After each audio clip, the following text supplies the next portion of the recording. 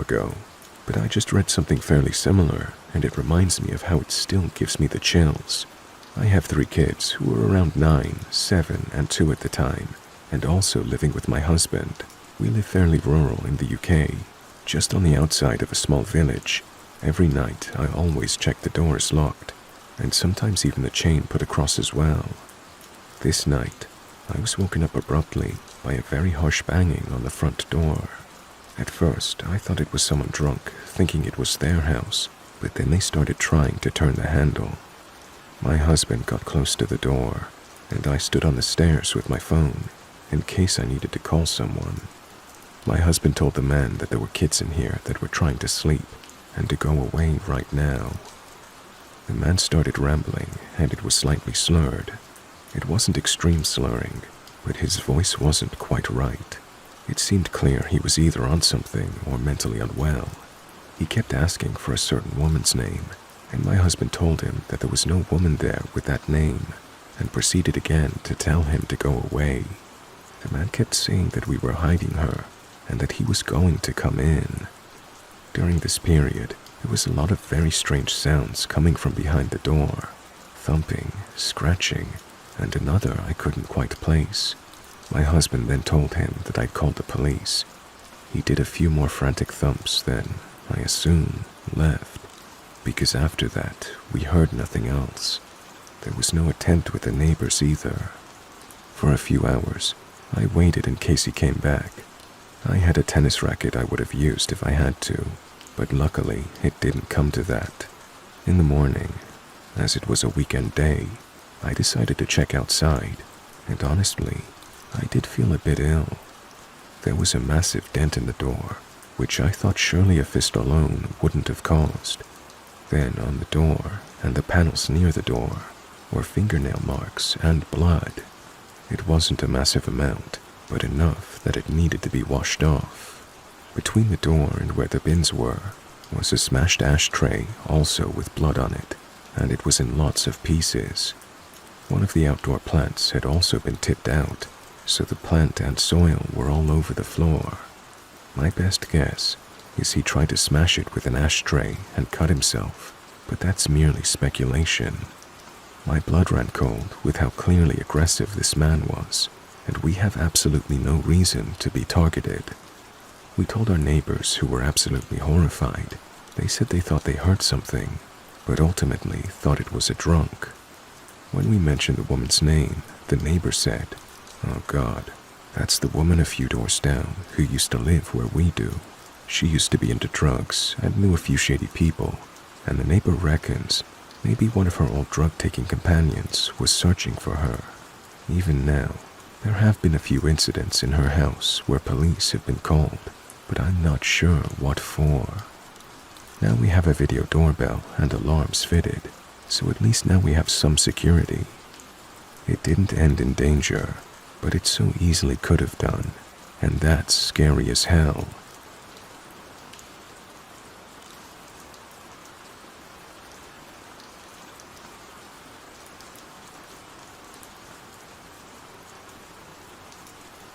Hello everyone.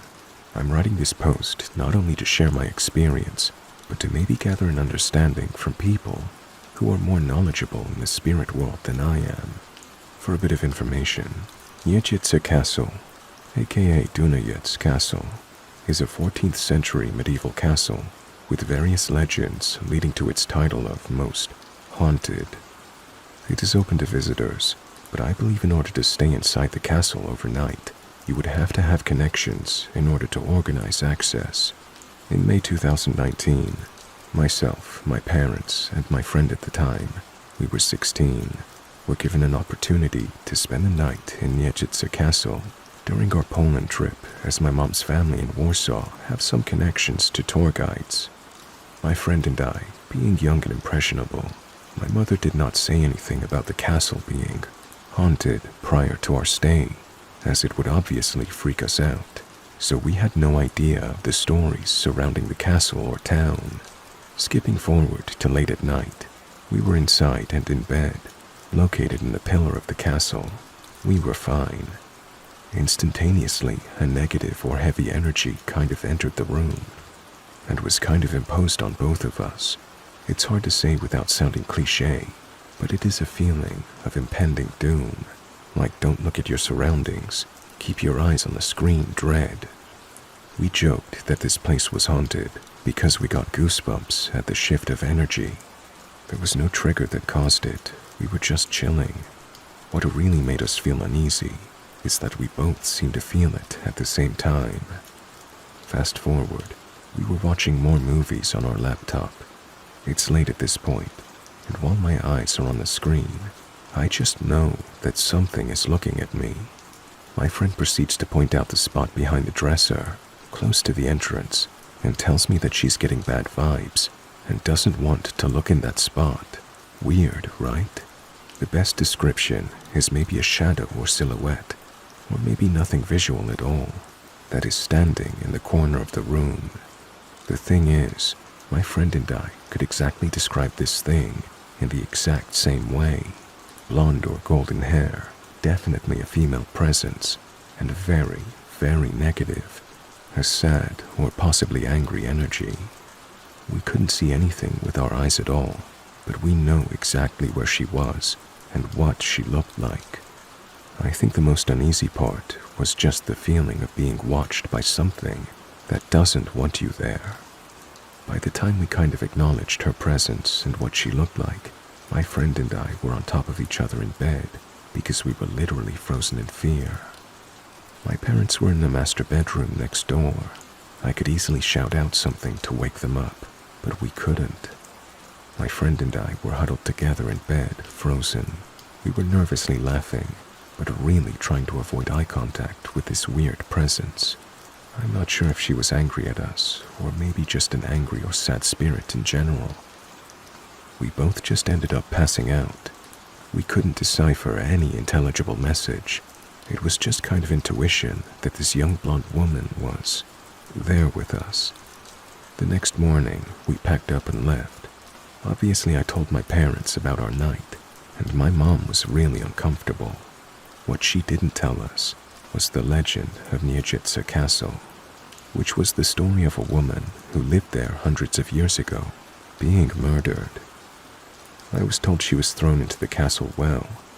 Other sources say she was killed in other ways, so her spirit had never left the castle in order to protect something, or something along those lines. I found very few sources that go into detail. I haven't heard of anyone else's experience either. What I would love to know from this experience, what are the chances of it being a real claim, given that there were 2 witnesses of it? Is the translucent figure, or orb, or mental image, or telepathy common for a human spirit? The story that we had absolutely no clue about seems to match up. It is a big coincidence by what we had described and the Lady of Nijica Castle's story. P.S. My parents did not experience anything that night. They fell asleep early and slept soundly through the night, although the portrait access from their bed kept giving them cheeky looks, as they put it. It's so hard to find any sort of information of substance at Nijica Castle, so maybe someone has heard of it before or has any other information, though I find that very unlikely.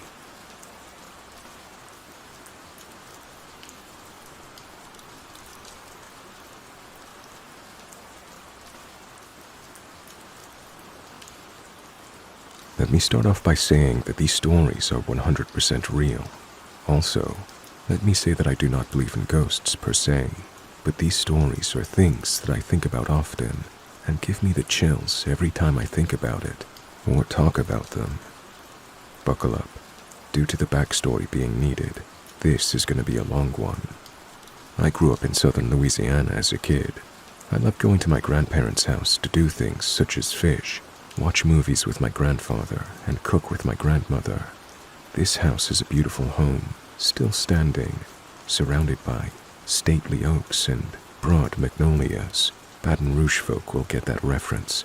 It has a long winding driveway, where moss hangs from 100-years-old oak trees over the gravel drive, and a beautiful pond off to the right side of the drive.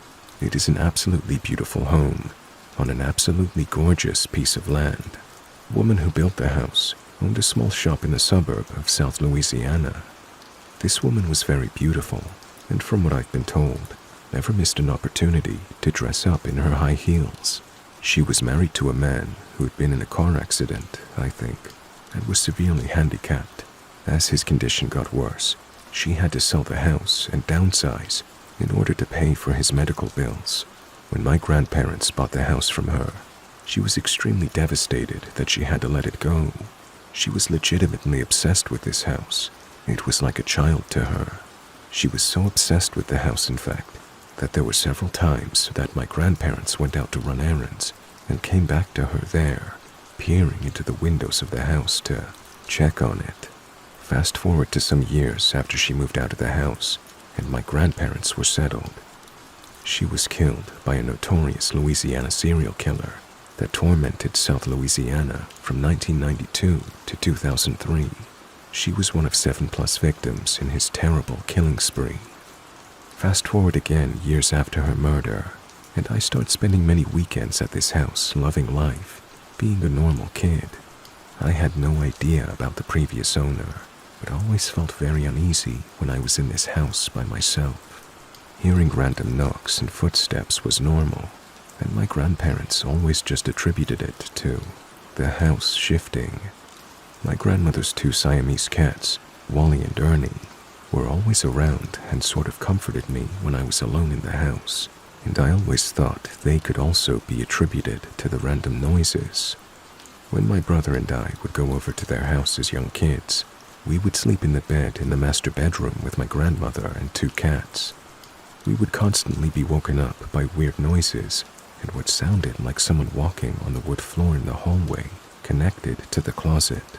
What is extremely creepy about this is that in front of the closet, there were high heel marks permanently marked into the old, creaky wood floor where the previous homeowner would get dressed and put on her high heels. One night, I clearly remember a knocking, loud enough to wake me up, and one of my grandparents' cats getting extremely agitated to the point where it stood up on all fours, looking in the direction of the noise, with its hair standing up on its neck. The feeling that someone was in the room was extremely startling and spine-chilling. This started to happen more times than not when we were over there. At this point, I started to ask my grandparents questions due to the fact that I was scared shitless every night I was there. They acted like they had no idea what I was talking about. I'm sure the reason was to not scare me. One day I was in the office/computer room at the front of the house by myself, while everyone else was outside fishing. I was genuinely enjoying myself, drawing a picture of a pelican that I'd had pulled up on the computer. Sitting next to me was a stack of DVD cases, stacked about 4 or 5 high on the desk. When I looked down to resume my pelican drawing, the stack of cases were forcefully pushed off the desk and landed about 2 or 3 feet away on the floor. I simply couldn't believe my eyes. I got up and ran outside as fast as I could. When I told this story to my grandparents, they were very skeptical and just kind of laughed it off. At this point, I was genuinely convinced that something was wrong with this house. One night, not long after that event, while watching a movie with my grandfather, something happened to me that I will never forget. My grandfather had fallen asleep and was laid back in his recliner, delivering his trademark loud snores. Being that the house was away from any light source and that it was miles from town, it was extremely dark and quiet when the lights were off. I continued to watch the movie by myself and got the intense feeling like someone was watching me. I tried to brush it off, but it was so intense that it felt like someone was standing next to me, just watching me watch the movie. The room started to feel like it was getting smaller and smaller around me. It genuinely felt like I was intruding on someone else's space. Eventually, in the hallway behind us, I heard footsteps as if someone was walking away in high heels. It was the strangest thing that has ever happened to me. To this day, I have no idea what happened, and it will forever perplex me. Not long after that, my grandmother told us the story of the previous homeowner and her love and obsession with the house. Both of my grandparents are chemists and people of science, so Like me, they didn't believe in ghosts. I don't know what was in that house. We eventually stopped going over there because it scared us beyond belief. In the summer of 2016, the house, along with most of the Baton Rouge area, flooded. It got 8 feet of water through the whole house and destroyed every wall and even some of the ceiling. At that time, my family's house flooded as well, so I was living with a friend. One day, my grandmother asked if I could go let the builders into her house so they could continue to work on it. I agreed, picked up the key from her, and got to the house early, just so I could experience that energy one last time before they sold it and got rid of it. I walked up to the front door, unlocked it, and walked in. To my very pleasant surprise, I didn't feel anything. The house was empty. All of the walls were knocked down, and I could see through the whole building from the kitchen. All of the creaky wood floors with high heel marks were torn out. All of the belongings were gone, and it was barren. It smelled like a powerful mixture of mud and paint.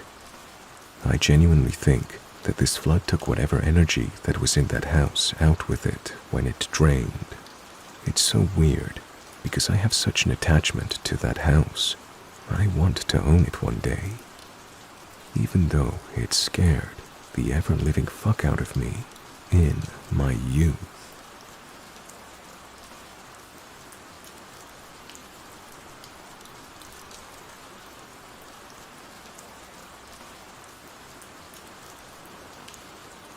To preface, this isn't exactly my story as I was very young, but I was present for this. Most details come directly from my dad, who was the main person this story affected. When I was about 8, my brother was 9. Our dad had us actively involved in Boy Scouts. It was very common for us Boy Scouts at the end of the year to have a group camping trip. This particular year, we all camped on a local farmland with a pond, and we were able to fish, roast marshmallows, and other typical Boy Scout stuff. There were about 10 adults and 20 plus kids under the age of 10. Eventually, we all decided to hit the hay. Each camper resigned to their respective tent. My dad, brother, and I all got cozy in our big blue tent and got ready for bed. Mind you, this was in the 2010s, where having any form of smartphone was still very new, and in some ways a wealthy privilege. This was not the case for my family. My dad had a very basic flip phone at the time.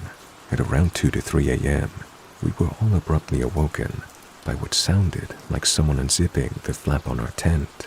When I initially awoke, I assumed it was my dad either grabbing something from our car or using the restroom, maybe another camp dad or whatever else. It turns out it was not my dad, as I quickly saw him right next to me. The next thing I knew, an unknown woman was loudly whispering, asking if we had a cell phone she could use. At this point, I was so freaked out that I woke up my dad. He quickly asked her what she wanted, and she asked for his phone. He recalls giving her his phone, potentially thinking it could be domestic violence, a stalker, or something else. He told me he tried not to listen to her phone call because he did not want to snoop in on what was going on, but he recalls her mentioning one thing he couldn't really avoid. She was on the phone and mentioned how she just escaped the back of a police cruiser and needed a place to hide out. This woman was on the run and currently using my dad's phone to call her escape route. Crazy. For a side note, we still call our dad an accomplice, and he always laughs. After she had left, my dad immediately called law enforcement and told them, get this, they didn't realize that she left their police vehicle. They thought she was still in there. Again, crazy. Anyways, my dad let her go because he was worried about the safety of the kids present, but they ended up catching her again later and coming back to our campground to let us know. The funniest bit was that my dad recalls her holding his phone weird while she used it. Remember, we were on unused farmland in the middle of the night. It was pitch black. We realized later this woman was in handcuffs the whole time, and he thought she was holding her hands weird. My dad handed a woman on the run in handcuffs his cell phone so that she could call someone to help her escape. In the moment, terrifying, but now a hilarious story of how my dad tried to help a lady and accidentally chose the wrong one to help. Hopefully, this made you chuckle like I did.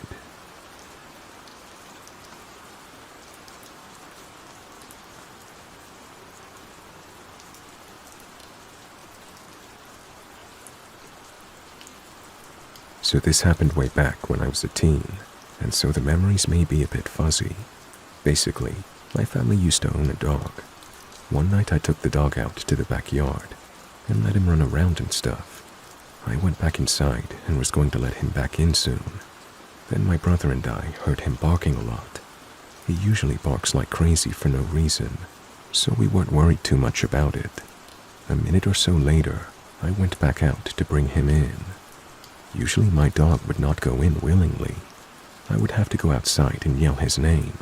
And as I was doing this, it was this time that my brother suddenly started screaming my name from his window. So, essentially, he was screaming at me to come back inside. So I did without question. I'd never heard him sound so worried before. I went to our room and asked him what was wrong. He replied with something that chilled me to the bone. He had seen someone standing directly behind me while I was in the backyard. It was then that I remembered I'd left the back door open. So we got our mom, got a bat, and went to the back door. We got our dog back inside and glanced around the backyard. We noticed our shed door was wide open, which was unusual because we never used it. And earlier, my brother said he saw a light in it. What I believed happened was someone broke into our shed when I took my dog out. A little while before this, my brother swore up and down that he saw a man go into our backyard as well. I don't know if it was the same person or not, but it is possible. I know this story is not exactly the creepiest or anything, but I had never had something like this happen to me before, so I just thought I would share it.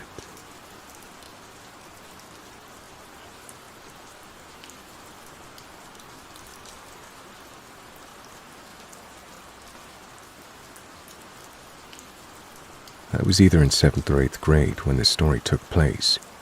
It was a hot, humid summer in the Midwest, and I lived in one of those true crime story towns. You know the type.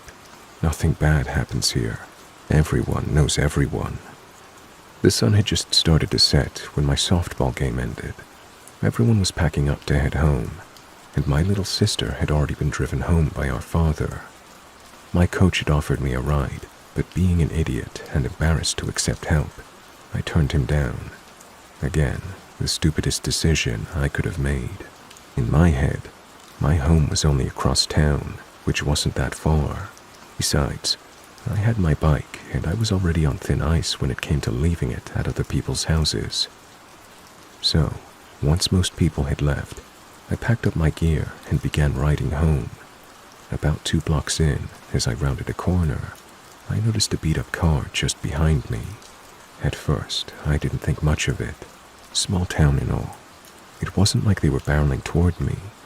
But after another block, they were still following closely, and something told me I should take a second look. When I glanced back, alarm bells started ringing. In the car behind me were 2 college-aged guys I didn't recognize. When I say this town was tiny, I mean it. Our population was only 500, and I was pretty sure I should have seen these guys at least once. Plus, the nearest college was a 40-minute drive away. But, in an attempt to be friendly, I forced a smile as I looked at them. Neither of them smiled back. They didn't even look annoyed at me being in front of them. No, they were staring at me dead-eyed, as if they were fixated. At the time, I was a big fan of true crime, and I'd heard once that if you think someone is following you, you can try circling the block. If they're still there, chances are they are following you. I didn't have a phone back then, so I couldn't call anyone. Circling the block to calm my nerves seemed like the best option. I try to rationalize it in my head. They're just trying to get home, Star. You're just paranoid, that's all. So, I decided to circle the block. I started by taking 2 left turns, maintaining a steady pace and not looking back. My reasoning was that if they didn't know I knew that they were following me, they might not do anything. But even as I did this, I could feel my body shaking, my mind racing for anyone nearby whose house I could go to, someone who might actually answer the door. They kept pace behind me, never speeding up to get ahead of me, never honking or trying to push me out of the way. But as we rounded the 3rd corner, panic really started to sink in. I threw subtlety out the window and started pedaling as fast as I could, trying to make a full circle. As soon as I sped up, they did too. I had spotted a house I recognized, but the chances of someone being home and answering, slim to none. It was a block away, and to this day, I've never pedaled faster in my life. As soon as I reached the yard, I practically jumped off my bike, leaving it in the grass. I glanced back at them one last time, and just as I feared, they'd stopped at the same spot where I'd left my bike.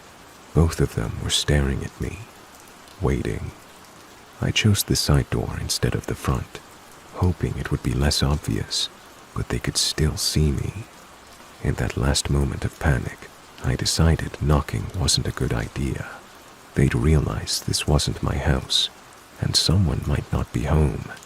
So instead, I flung open the screen door, trying to squeeze myself a little behind the main door to make it look like I was entering. I yelled, "I'm home," hoping they'd hear me. I don't know how, but by some miracle, as soon as I said that, they sped off down the street, and I never saw them again.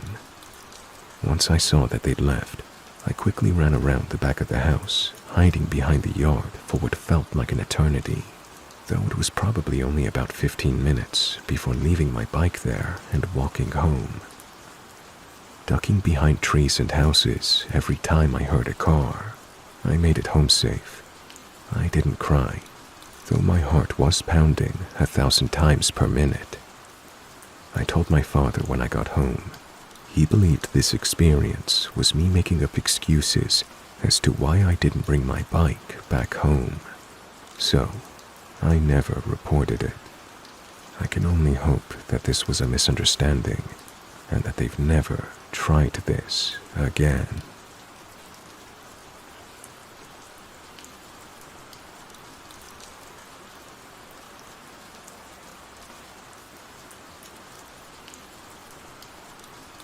It was New Year's Eve 2020, and I just finished my shift as a server at a sports bar/restaurant downtown. I'm female. I was 26 years old, and I'd been working there for about 2.5 years. I headed over to a nearby bar that lots of fellow servers in the area frequented. While I was there drinking, I noticed a man there who was a regular at the place I worked at. I saw him all the time, multiple times a week, but since he always sat at the bar rather than at tables, I'd never actually spoken to him. This man was middle-aged, quiet, and always dressed nicely in business attire. As I passed him, I greeted him in a friendly way. "Justin, oh hey, I see you at my workplace all the time," just meaning it as a casual hello, not intending for it to be anything more than that. This man, who was double my age, proceeded to tell me, "I've been watching you for the past 3 years." He started telling me about how he would always watch me working while he sat at the bar. He also worked across the street, so he would watch me walk to lunch shifts from his office window. I don't remember everything he said to me, but he really emphasized how long he'd been watching me and waiting to talk to me for 3 years. It was actually less time than that. I'd only worked there for 2.5 years. Then he said he was planning to ask me to marry him for his 53rd birthday. What the fuck? You've never spoken to me before, and yet you were planning to propose to me. I also remember him asking where I lived, to which I gave a vague answer. At some point, I said I was thinking about not working there for much longer, and his response was chilling. Well, don't go anywhere. I can't find you. At my next shift, I relayed this information to the manager on duty, who then went on to ask the bar manager about this regular, and the bar manager's response, he's harmless. Frankly, that dismissal kind of pissed me off. I feel like regulars can say anything they want to staff, and management will let them get away with it. Being 2020, all the restaurants in my city shut down in March, so I didn't have to work there much longer anyway. I'll probably never run into that guy again. I know this story is less creepy than many others on this sub, and trust me, I've had tons of other creepy things said to me while working in the service industry, but it was still eye-opening to me to realize somebody I'd never spoken to had been watching me and fantasizing about me for years. He just looked like a polite man minding his own business. I'm curious to hear if any others have had a similar experience.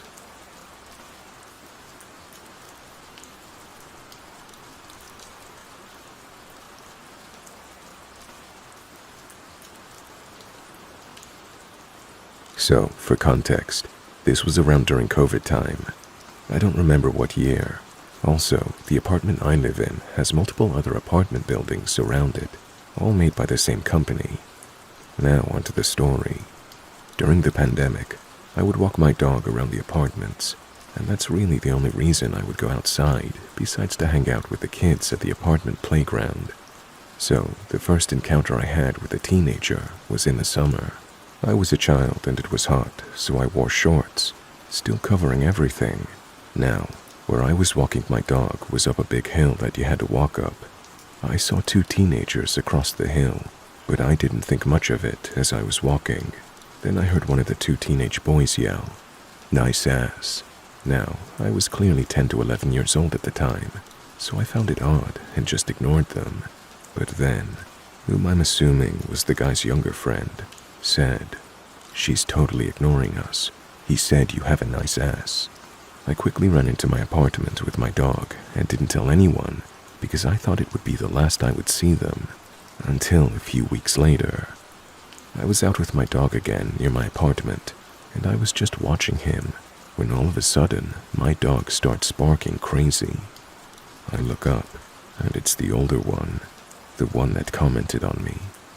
I quickly pick up my dog so that he doesn't bite him, and I say, "Sorry he's barking so much. Did you need something?" Then he asked me how old I was.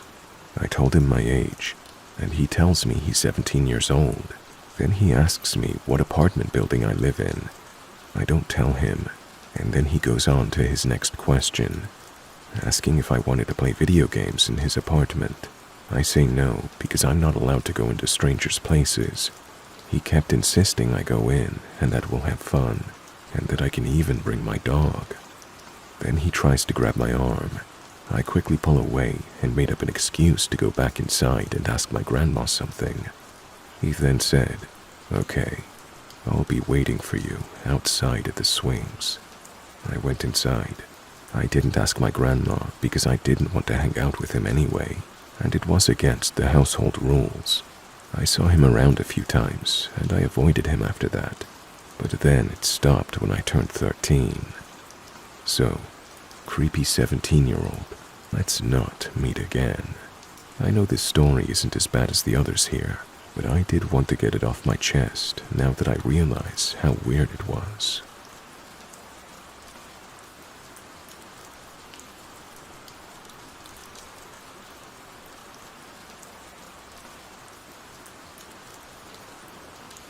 So I live in an apartment, and this older lady who used to live right above me moved out.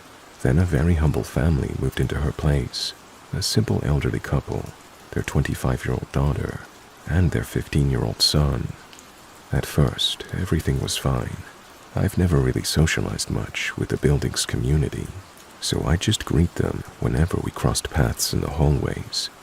The 15-year-old boy, though, always seemed really shy.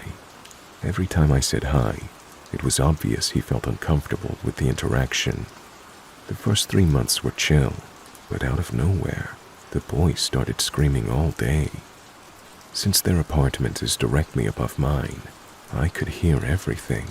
At first, I thought it was just him raging over an online game, but it wasn't the usual cursing. He'd just yell, "ah," with occasional "no" or random swear word. Around that time, my grandmother was really sick, and one day I got so frustrated that I yelled back at him to shut up. Surprisingly, it worked for a bit, and he stopped yelling. Later on, my grandmother passed away, and honestly, his yelling stopped bothering me.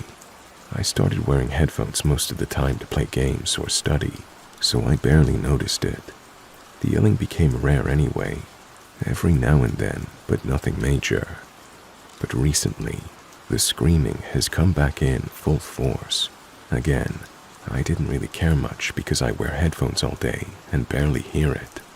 Still, I found it weird because whenever I saw him in the hallway, he seemed normal. Shy, but normal. I figured it was just a teenager raging over a game. Then, yesterday, something strange happened. My mom was waiting for a package, and the delivery guy accidentally buzzed their apartment instead of ours. My mom went downstairs to get it, but the intercom kept ringing. The boy answered, but instead of asking if someone was there or saying, "hello," he just started moaning into the intercom. Not a joking, playful moan, but more like a mix of yelling, growling, and sounding like he was in pain. It freaked out both the delivery guy and my mom. I think he might have schizophrenia or some other mental illness, and sometimes he has episodes. What's confusing is that he seems to have a normal life. He has a girlfriend, friends, and a social life. So should I be worried? Has anyone dealt with someone like this before?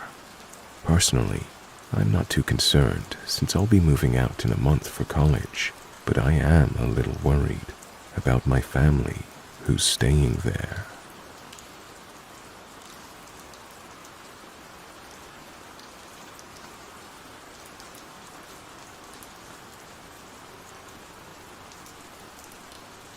I'm not a people person.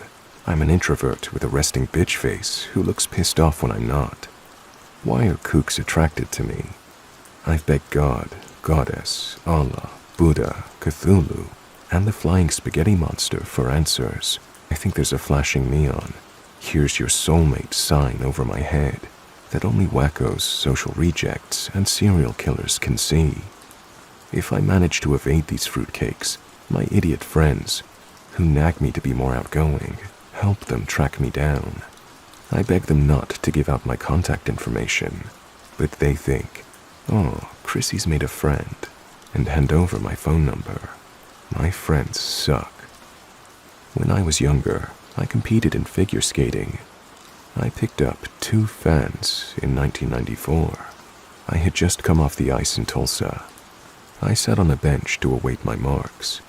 A rink guard waved at me.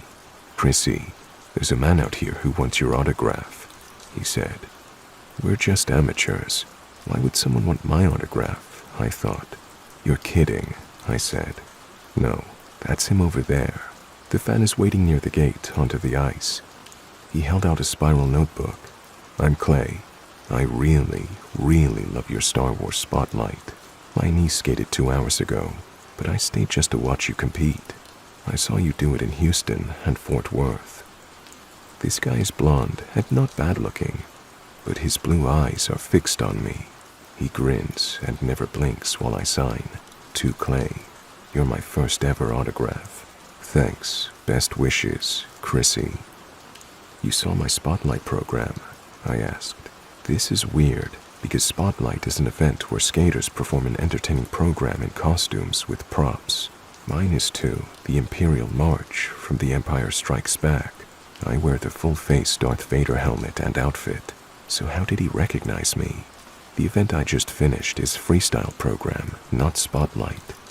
Nah, it's probably okay. His niece is a skater, and my name is in the program. Yes, I'm a Star Wars superfan. You don't see it much anymore now the trilogy's finished. Chelsea and I were thrilled when you skated out. Chelsea's my niece. Did you win? Yes, I did, thank you. How did Chelsea do? I asked. I'm looking around. but none of the many kids seemed to be with him. Did you win both times? We thought you were brave to skate in that Vader mask. He goes on. Yes, I did win at both competitions. I hope Chelsea had a good skate. I replied, she got the bronze. Chelsea's my niece. She went home with my sister. He's still staring and hasn't blinked once. I didn't like that other girl's Beach Boys program. We wanted you to win, he said. Yes, well, thanks. Please congratulate Chelsea for me. Thanks for the autograph. I hope you enjoy the rest of the competition. Thank you. Chelsea's my niece, he said again. We don't like that girl from Dallas. She skated in a bikini. This is very weird now. Oh, Jill? I thought she was brave to take the ice in a swimsuit. It made me shiver just to look at her. She's a great skater. Beach Boys music always puts everybody in a good mood. I told him. We didn't like it. She wore a bikini to the ice rink, and there are little kids here. He's glaring at me now. Well, I'm glad you liked my skit. Enjoy the rest of the competition and have a safe trip home, I said. I am so ready to go, I thought to myself. I'll watch your other events tonight and cheer you on. Ugh, I thought. That's so nice of you. My result should be up now. Excuse me. You have a great rest of your weekend, I said again, trying to get away from him. I'll wait to see how you did. Come show me your medal, he proceeded. Oh shit, I thought. Thank you, you're very kind. Then I managed to get away. My results are up, and I got the silver medal. Not bad. The lobby is crowded with lines of skaters waiting to take the ice for drill team warm-up. Nathan, a skater friend from Dallas, weaves through the lines. Devin says somebody wanted your autograph. You turning into a big star, he asked. No, it was some oddball who liked my Vader spotlight. He says he's going to be here tonight, too. Nathan sees that I got the silver medal and high-fives me. And then, from out of nowhere, Chrissy. Everybody stops talking and stares. Clay is standing at the rinkside, way down the rail, almost at the other end of it. He's leaned over the railing, waving his arms. I hold up my medal, and he hollers, "Yay, Chrissy." Unfortunately, my guardian angel doesn't pluck me from this incredibly awful, embarrassing moment. Nathan offers to keep me company at the night events, because I made the trip without my husband. Clay leaves messages at the competition registration desk with his phone number. He calls the headquarters hotel, has them ring my room, and leaves a voicemail, inviting me to dinner with him, Chelsea, and her parents. I don't reply to them. Fortunately, the hotel doesn't give him my room number. 3 days after I get home, he sends a big envelope addressed to me in care of my rink. Inside are 2 8x10 photos. One is a blown-up photo that he took during my Vader number. The second is the medal stand at that year's U.S. National Championships, but he's cut Nancy Kerrigan's head off, replacing it with mine, and had written, Chrissy, 1994 Olympic gold medalist, at the top, and drawn a heart around me. I got scared then, because I had a real stalker when I was in high school, and he made life hell for years. But calling the cops is pointless since he hadn't done anything illegal. My rink has its tournament over 4th of July weekend. He showed up, waited near the desk, and pounced. This time, my husband was with me.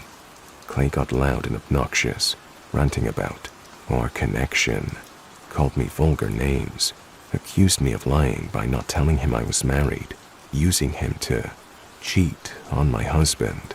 My husband was a sweet, mild-mannered guy.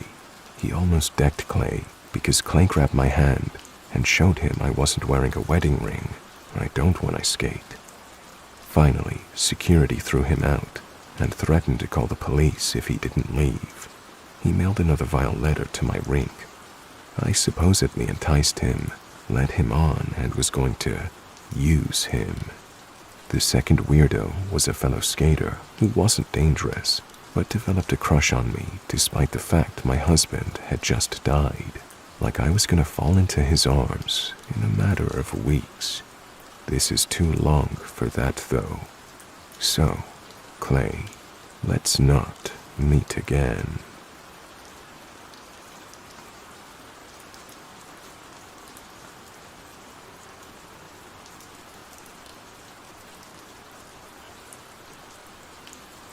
So this happened a few years ago, but it stuck with me because of how weird and scary it was.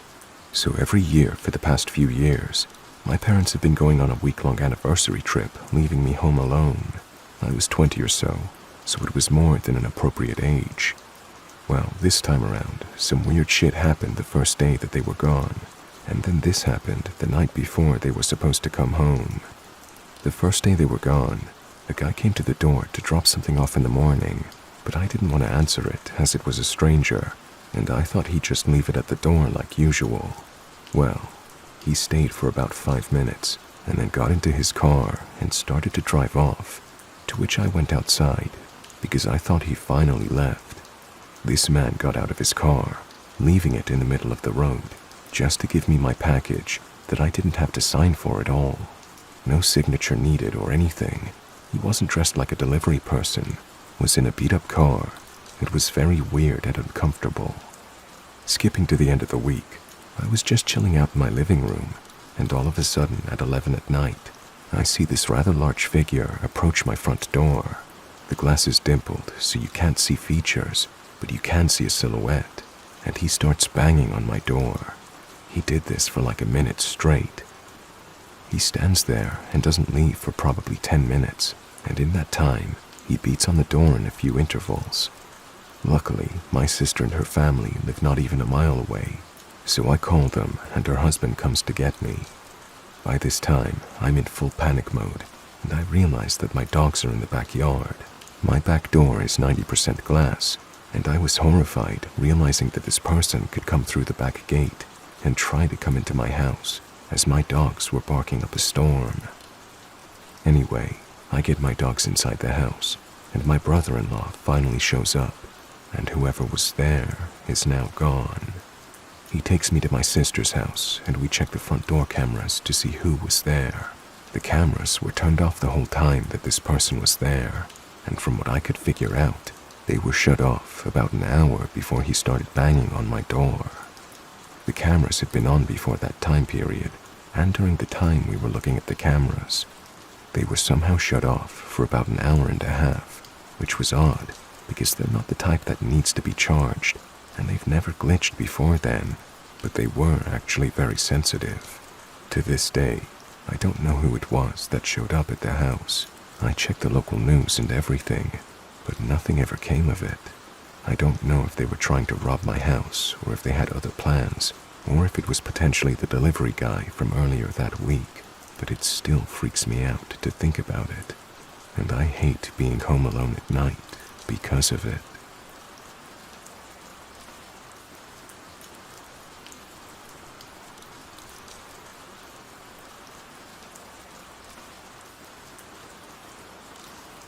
I work in the hospitality industry, specifically doing graveyard shifts, usually running from 11 p.m. to 7 a.m.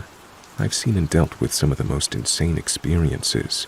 I could probably write a book at this point, but this particular experience was one of the most frightening. I was brought up to be caring, empathetic, and understanding. These core values mean a lot to me, and I live by them. On numerous occasions, I've been told that constantly having this mentality could lead me to being targeted by people with ill intentions, and I didn't believe that. It's nice to be nice after all, but in hindsight, after everything that's happened, I've learned to be a bit more skeptical. Usually on these graveyard shifts, there's 2 of us in the building at all times, and when we finish our work, we're basically free to sit down and relax for the remainder of our shift, or at least until the morning manager arrived at roughly 6 a.m. So I did just that, finished my tasks and sat down in the main area of the building to have a late-night snack and watch some reels on my phone, as you do. My coworker decided he would take a nap as it was roughly 3 a.m. at this point, and nobody was around. Fine by me. About 20 minutes passed when I heard a commotion near the bar area. Obviously, I looked up from my phone, only to meet the eyes of this man, about 40 maybe, just standing at the bar counter. This wasn't unusual. Oftentimes people would come down to grab water or snack before heading back to bed. I thought nothing of it and went back to doom scrolling on my phone. Sorry, excuse me. I let out a sigh, thinking to myself, what could this man possibly want from me at 3:30 a.m.? I stood up and asked if he was okay and apologized for being on my phone, hoping he wouldn't complain to my manager in the morning. He responded, but I couldn't quite pick up what he was saying. I walked over to the bar and kindly asked him to repeat himself, apologizing for not hearing him. Is it okay if I have some water? He was shaking, almost nervous, soft-spoken and honestly non-threatening, bar the fact he was about 6 foot tall, and I'm only 5 foot tall. Of course I said yes and went to walk away when he stopped me. I'm sorry. Is it okay if I talk to you for a while? My mom is dying in hospital and I can't sleep. Looking back, I'm kicking myself for not making up some excuse about needing to do work. But I agreed to stay and talk with him. Stupid fucking empathy. He asked if I smoked, and I do, so I said yes. He then asked me to step outside to smoke and talk, and I stupidly agreed.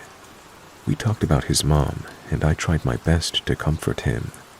I just recently had someone pass away, so this topic of conversation hit particularly hard.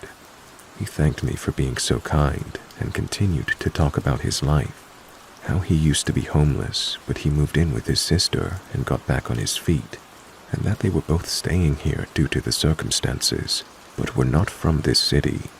I listened and occasionally responded by nodding. It was a polite conversation, but then something changed. Are there cameras out here? I wouldn't want you getting into trouble for being out here. How this didn't register in my mind as a red flag is unbelievable. How gullible can you be? Anyway, thankfully, I didn't respond with yes or no, just assured him I wouldn't get into trouble for being outside smoking. He seemed disappointed with my answer, I presume because he didn't get any information about where the cameras were placed. The conversation kept getting weirder and creepier. None of this I realized. I just saw a sad man needing a friend. Yes, I know. I'm stupid and I'm angry at myself too. Eventually some form of fight or flight activated in my brain. I told him I was cold and was going to head in. Come here, give me a hug. It'll warm you up. What the fuck? At this point I'm creeped out, but thinking maybe he's just bad at picking up social cues or something. So I declined and walked inside. He followed. He asked if he could grab a coffee and sit with me for a while. And being by myself, on the verge of a panic attack, and not wanting to get on this guy's bad side, I agreed. We sat there and he continued to ask odd questions. Do you have kids? No. Do you want kids? Do you have a boyfriend? I told him I had a fiancé and lie. Do you love him? I mean no harm in asking these questions. You're so beautiful. At this point, my brain was screaming at me to get out of this situation. I had to think quick. Come sit next to me. I won't bite. Fuck no. I quickly made up the excuse that I had to get the area ready for the morning and that my manager would be showing up at any minute. And at that same time, my coworker woke from his nap and passed by to get a coffee. This startled the man and he stood up before saying, "Tell your mom I was asking for her," forcing a hug and left to go to his room. Oh my fucking god. He was pretending to be a family friend so that my coworker wouldn't be suspicious of him. I stood there in shock, not even being able to speak. My brain was still trying to process what just happened. I kept quiet, helping my coworker set up for the morning as it was now 5:30 a.m. Yes, I was dealing with this man for 2 hours. I sat down at 5:50 and waited for my manager to show up so that I could finally go home, hoping that the man wouldn't come back before I got to leave. Wishful thinking. He showed up behind me out of nowhere. I think I'll go to the shops. I'm out of smokes. Okay, I needed to know this why? I kept silent before he asked me for my pen, which I gave him, and he walked off again. He returned 5 minutes later and gave me back my pen. I wrote a note for you. He stood close to me, dropped a piece of cardboard behind my back, and walked away. In hindsight, I see how sneaky this was. He made sure no one could see him dropping that note. I picked it up. It was pretty weird, but one line in particular made my skin crawl. Wear tighter work pants for me next time. They'd look good. Smiley face, harmless. I ran to the office and sat in front of the CCTV monitor, seeing exactly where he was. He was standing outside the building, pacing, waiting. He then walked back into the building, and on the camera I could see he was looking for me. But thankfully at this point, I was in the office, so he walked back outside, started pacing again, and waiting before hiding himself out of sight behind a corner. I told my manager, who told me to exit via the back entrance, which I did. I was shaking, checking behind myself every few seconds, every noise making me run faster and faster, until eventually I reached the safety of my home. I sat down, processing what had just happened, when suddenly my phone vibrated. Hey, it's Clive. Thanks for the chat. Talk soon. Winky face. How the fuck did he get my number? I've never blocked someone quicker in my life. I told the higher-ups what had happened and didn't return to work for at least a month, and until he was permanently barred from my workplace, I still fear I'll see him somewhere, that he'll be waiting. Thankfully, I haven't seen him since and don't wish to. And if you're reading this, let's not meet again.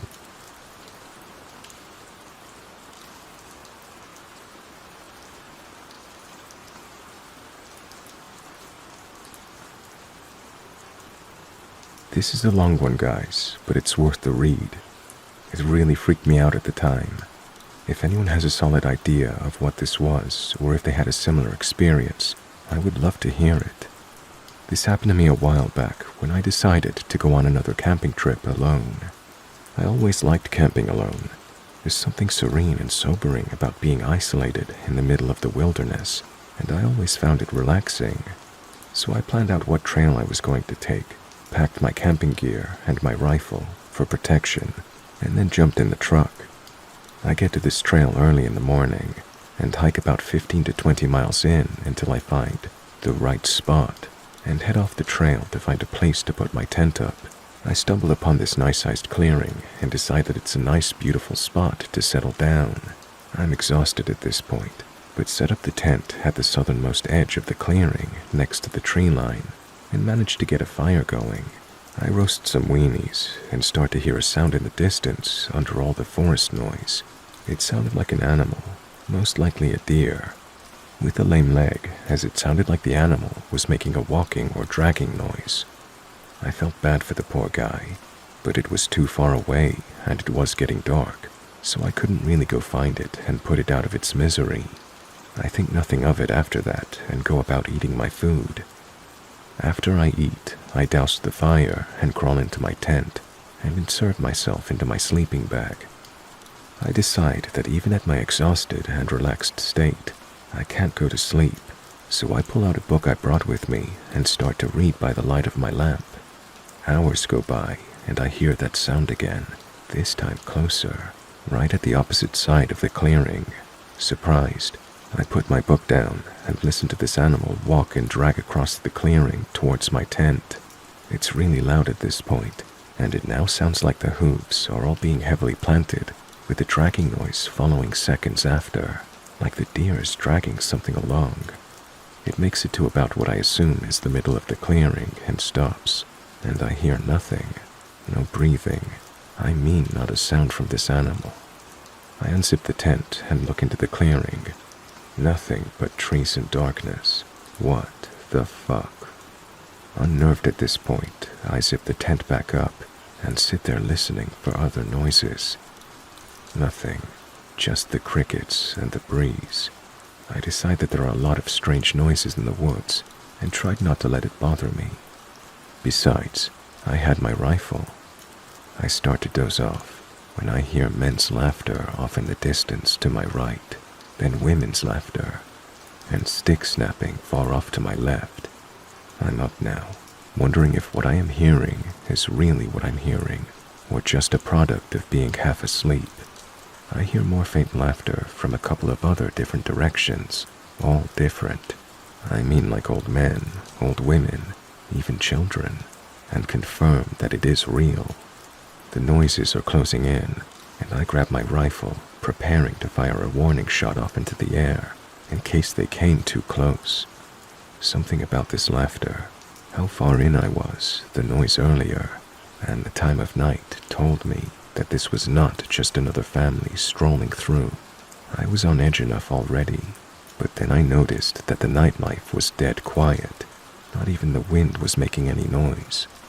I decided enough was enough. I unzipped the tent and fired a shot into the night. I sat there and surveyed the tree line. I saw nothing. I listened intently to my surroundings. No laughing, and the forest sounds had returned. Relaxing just a bit and figuring that scared whoever off, I sat down and in my exhausted state, I fell asleep.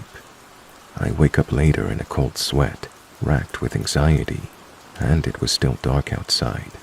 I immediately hear two people whispering not too far from my tent. Alert, I grab my rifle and listen to what they're saying. I can't make out much, but I hear something about being lost, so I shout, "Hey, who's there?" The voices fall silent. I shout again, "Are you guys lost? Who's there?" Suddenly, a huge burst of flame like a flamethrower erupted from the middle of the clearing, illuminating several silhouettes of people just standing around. In shock, I fire my rifle, blowing a hole in the front of my tent, and it goes dark. Without checking my surroundings, I get up and sprint out of my tent, making a hard left back to where the trail was. I hiked until sunrise back to my truck with my head over my shoulder the entire way. I never heard anyone follow me, never saw anyone or anything the whole way. I couldn't shake the feeling that I was being watched. After that, my enjoyment of camping alone left me, like I left all my gear in the woods that night.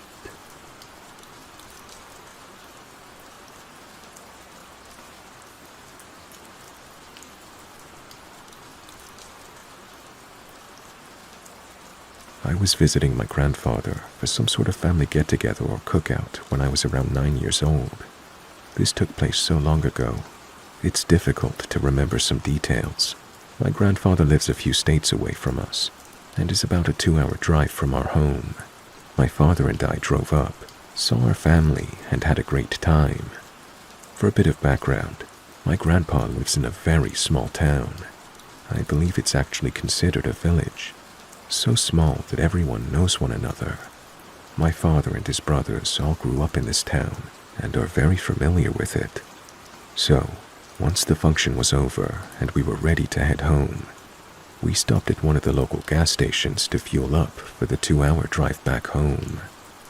As we were walking into the gas station to get some beverages for the road, I immediately clocked this guy who was walking out as we were walking in.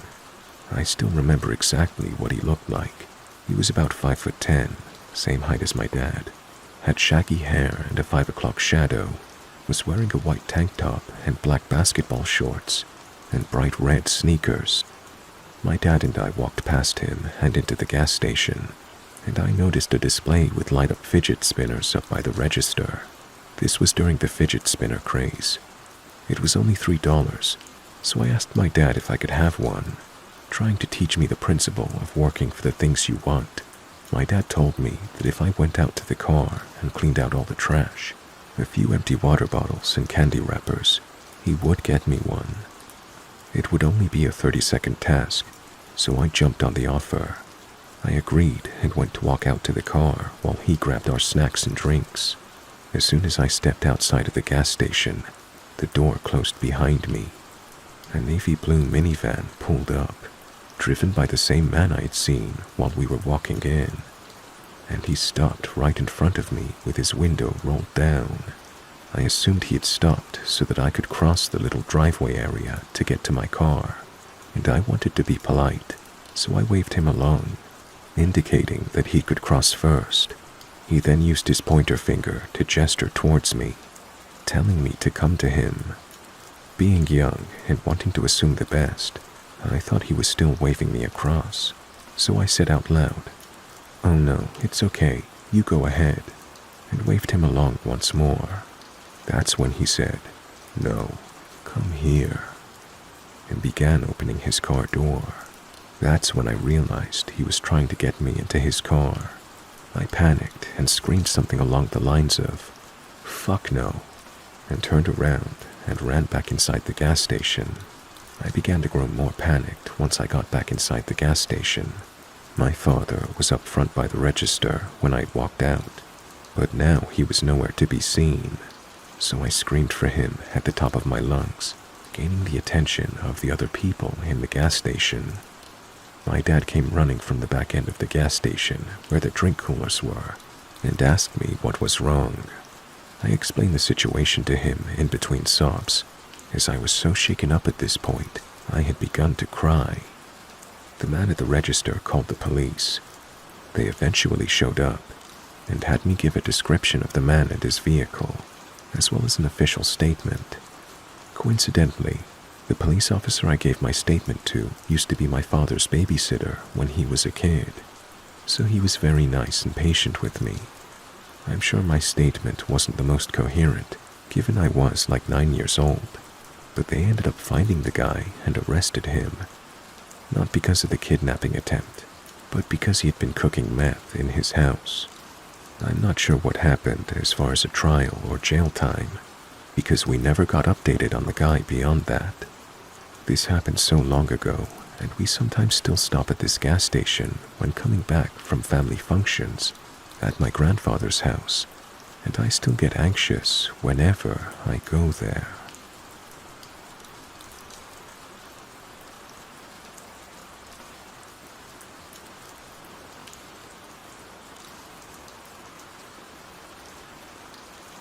Let me just say, I was young and dumb when I met him. I am 18 years old. I met him when I was 16. I was never in a relationship before him. I was a bigger girl, and had just had an extremely hard time getting guys to like me. I met him on Snapchat. I didn't realize it then, but he had love-bombed the hell out of me. I was so lost in the feeling of being wanted that I ignored the extreme red flags. After only a week of talking, he convinced me to meet him at his house to hook up. He lived almost an hour away from me, and I was a new driver. Anyways, how we met is not the point. He showed extreme signs of being a narcissist, and even admitted to me that he believes himself to be a sociopath. But I never let the red flags keep me from him. He was possessive over me and manipulated me into believing he was the only one there for me. He made me cut off my friends and even made me distance myself from my family. He cheated on me so many times. I caught him 3 times. He admitted to me that out of the 18 months we were together, he was faithful for 3, which is bullshit. He cheated on me the entire time. I had evidence of which, but in the end, he kept lying to save his own ass. I have extreme abandonment issues due to my father. My abandonment issues aren't only about me. I have a deep fear of abandoning people who need someone. I thought he needed me. He was going into the Marines. His ship date was late June of 2024. A few days before he shipped off, I proposed to him. I know, I'm fucking stupid. Don't get me started on how much I hate myself in this situation, But if you have ever been emotionally and psychologically abused, you can understand that you simply cannot think about yourself and your safety. You think about what is best for your abuser so that they are happy, so that they don't have a reason to abuse you. We made it through boot camp. He sent letters all 13 weeks. It felt so magical to know someone loved me enough to stay true to our relationship through something as difficult as a long-distance military relationship. I loved him so much, I saved money to drive down to California to see him graduate. It was amazing and what I thought were the best days of my life. He was still quiet and reserved. He always was. I never saw a problem with it because he was his true self when he was with me. When he came home from California, he lived with me. He had a bad relationship with his parents and made me believe he had nowhere else to go. This was my mistake because once he moved in, I was trapped. He did RA late August, late October. He shipped back off to California for his schooling, and so started our long distance again. One morning in March of this year, I woke up and checked my phone. If you've ever been cheated on and stayed, you just become paranoid. He had 2 Instagram accounts, one of which he blocked me on. I created another Instagram account just so I could watch his followers and his posts. He started following more and more women. On that day, he posted on his main account a story that was hidden from me. He posted a joke about cheating on your dumb girlfriend. You don't joke about shit you have done. So again I sent him a message explaining just how unfucking funny it was and how he knows how much that shit traumatized me. After I was done, I messaged girls he followed on his other account and learned he was on dating apps. After that, it was the end of us. There was 3 days of us communicating. On April 2nd, I took his belongings to his parents' house and blocked him. I told him to never contact me again. Everything was silent for a few weeks. I was healing. This man abused me for almost 2 years. He made me believe so many nasty things about myself and my family. I would go into more details, but at this point, this shit is a novel. One night, late April, I got a text on my phone. Package arrived. I was confused and responded with a question mark. The number told me there was something on my porch. When I opened my door, there was a notebook sitting there. Mind you, it was 11 p.m. at night, so I'm freaked the fuck out. Front to back, this notebook was filled with letters from my ex. I refused to read it. He'd gotten out of the Marines on a other than honorable discharge, and he moved to the city next to mine. He hated my town and how desolate it was. He moved 20 minutes away from me just so he could be close. He could have moved anywhere, but he moved to a town he hated just to be close to me. Also, he doesn't own a car, so he rode his bike 13 miles just to drop this off on my porch. I gave the notebook to my parents and messaged the number back to never contact me again and to never come near my house, or else I would be calling the authorities. I blocked the number.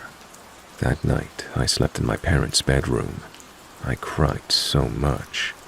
At 1:30 a.m., I got another message on my phone from a different number than before, saying, "Can you honestly tell me you enjoyed this past month?" It took this psycho 3 hours to have a new number and start texting me again. I sent a very long, nasty message describing just how great my life was without him, and again told him not to contact me.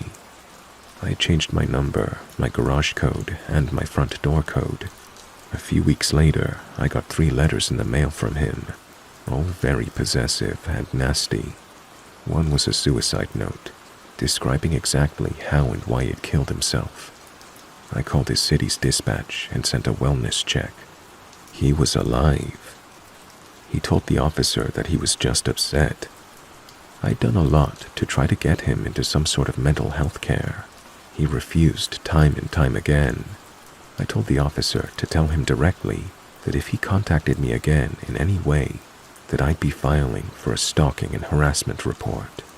Lo and behold, a week or so later, I get a message on Facebook from a very, very fake account. All of its posts and information were clear indicators that it was him. Unfortunately, I had to read that notebook he left on my porch, and holy fucking shit. When I say he is crazy, he is fucking crazy. In the notebook, he admitted to lying to me about attempting suicide, lied to me about being hospitalized, and lied to me about going into psych. He said it was better for me to believe us breaking up made him suicidal. He also admitted to a lot of illegal activity, and that he cheated on every single girl he was with. The whole notebook traumatized me even more. I went to the police station and filed a report. 2 days after I filed the report, I got more letters in the mail from him. One admitted to him watching me from a hill outside my house. The other was him trying to return our engagement rings that I left with his belongings. He told me that it was smart to change my number, but that I could not change my address, so he would keep sending me letters until he won me over again. The last 2 letters were sent from a different state. That means he moved away. I'm very happy that I don't have to worry about my physical safety anymore, but every week I get more and more letters. He's obsessed with me, and I simply don't understand why. He cheated on me because some fucked up part of his brain wasn't satisfied with me, and now that he's without me, he's literally going fucking crazy. I never want to see that man again. I'm terrified of him. I still look over my shoulder, thinking he will be there even though he moved. Every time I get a call or text from a random number, I think it's him and panic. Even though I changed my phone number, I have nightmares of him. He mentally messed me up so bad, and I can only realize that now he's gone. I hope he stops sending me letters, or that he goes to jail. This will happen to another girl if he is not punished. I want justice for myself, but I also want to protect that future girl. I truly hate him and wish the worst for him.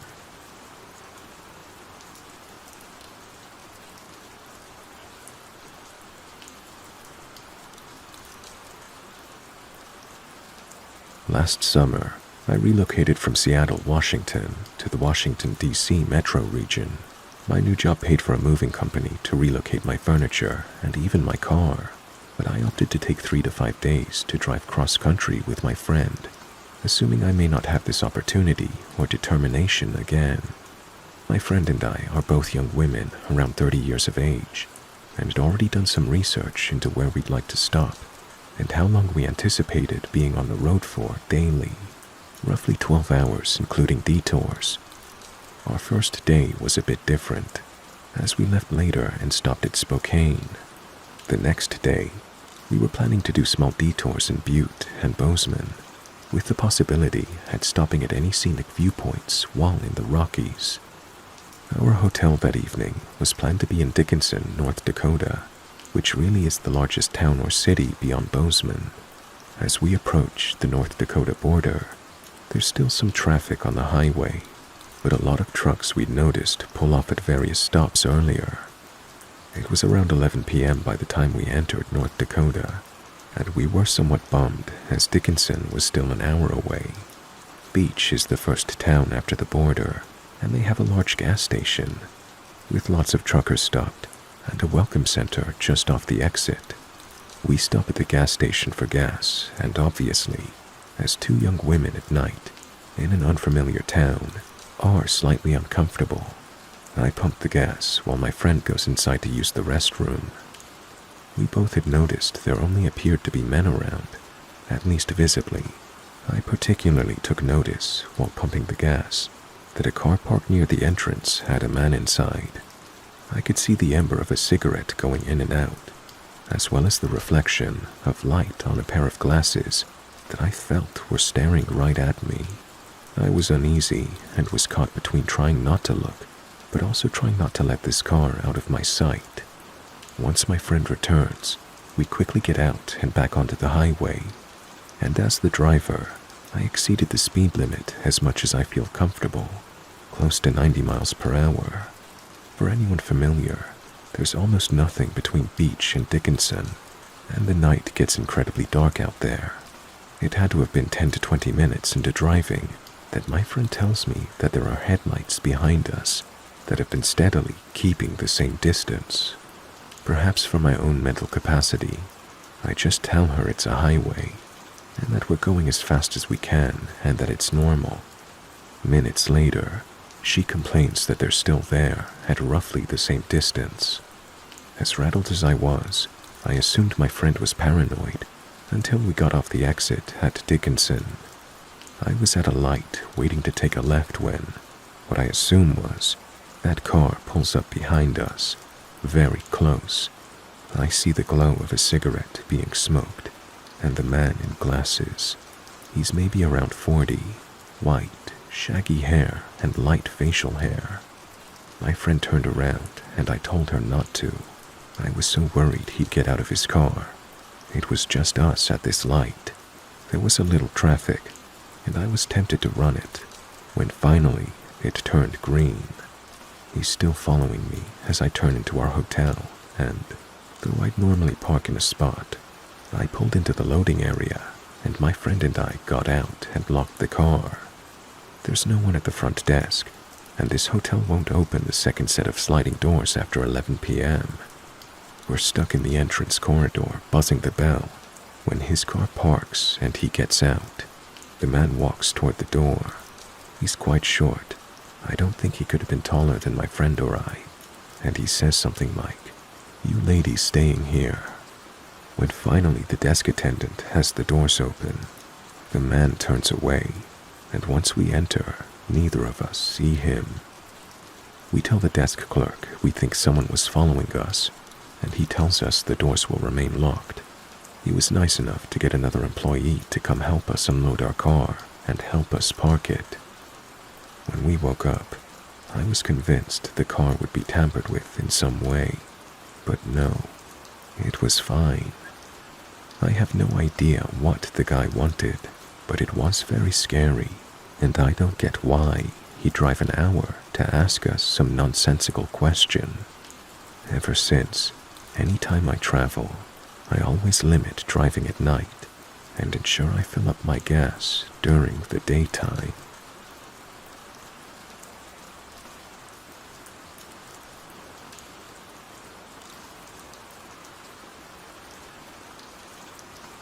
I was stalked in 2024 by a minor, and it was hell. To preface this, I'm currently 19 going on 20. Due to a vindictive teacher, she manipulated the grades so I would have to repeat the 3rd grade because I called another student a brat for crying about wanting her mom. The context behind is irrelevant, but the rundown is this girl thought because her mom was a teacher, she could cry her way into her mom's class. Her mom was a high school teacher and would almost always cry and cry until she was allowed to go, and her poor mom would be distraught having to leave her class and pick up her daughter because she wanted attention. I ended up snapping and telling the girl she's in the 3rd grade, and she's too old to be crying for her mom and disrupting other students leaving. Probably harsh, but you could tell this girl was spoiled. On to the actual person in question. In August of 2023, I was in my junior year. I went to a trade school in Sumeru County for graphic design. A sophomore named James had taken notice that I wouldn't be dropped off at our home school like he was. He offered to drive me home. I didn't know this kid well. I spoke to him a few times, but other than that, I wasn't buddy-buddy with him. I told him my mom prefers to meet people before just letting me ride in a random person's car, especially a guy. With me being 18 at the time, I told him that if he got into a wreck, I would be responsible as the adult in the car.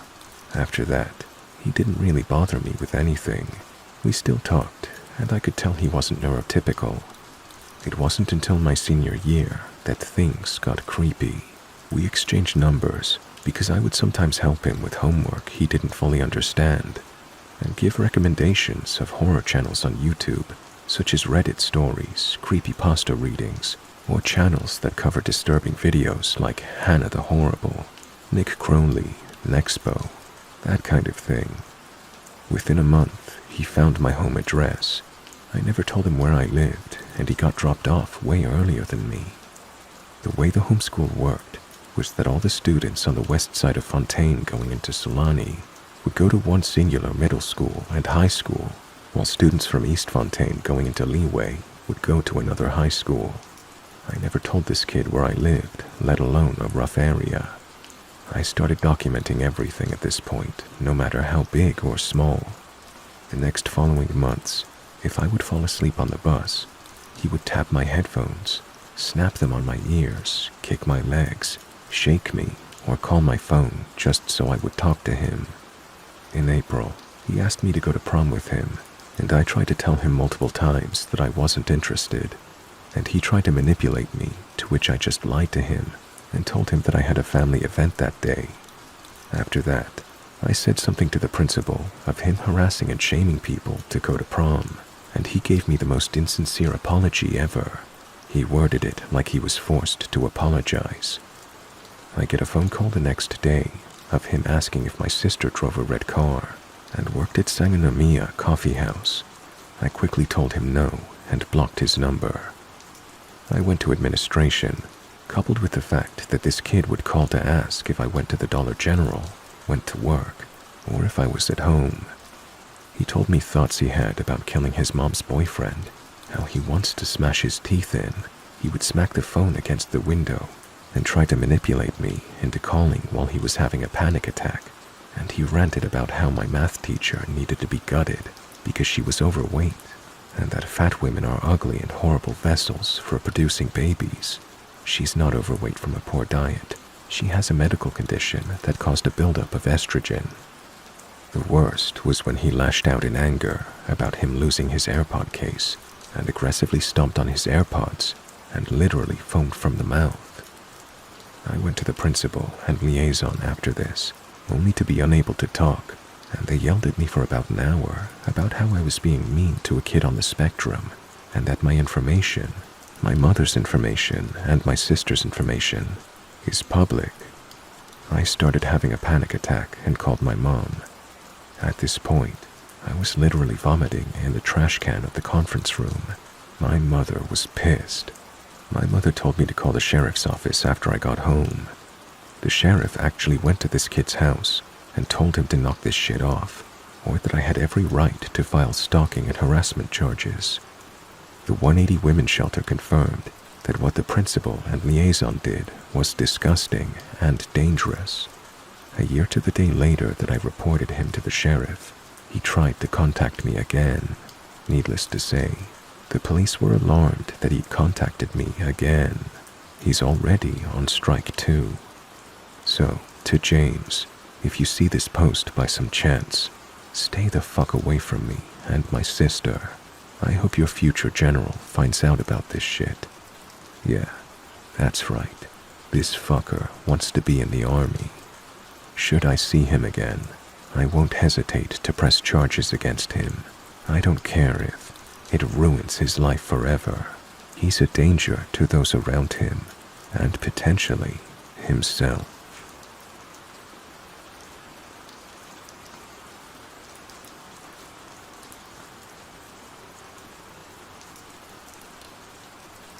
This happened when I was 13 or 14. I was in middle school. The school was about 10 minutes away by car. My parents worked out an arrangement with our neighbor, Jake, who was the same year as me. I think Jake was a normal kid. Our friend groups didn't really overlap, so we didn't really see each other at school aside from carpooling. I don't remember the exact arrangement, but basically my parents would drop us both off at school together, and Jake's mom would pick us up. Jake was usually pretty quiet in the car. His mom was really chatty. I had no issue with that. She always wanted to know what was going on at school.